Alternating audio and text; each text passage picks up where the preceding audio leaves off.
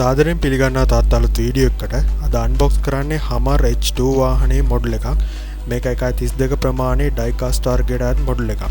මේක ඔන්ලයින් ගෙනාන මම ලින්ක් එක ඩිස්ක්‍රිප්ෂන් එකේ දාන්නම්. ඔයාලට පුළුවන් ලින්ක් එකෙන් ගිහින් ඕඩර් කරන්න.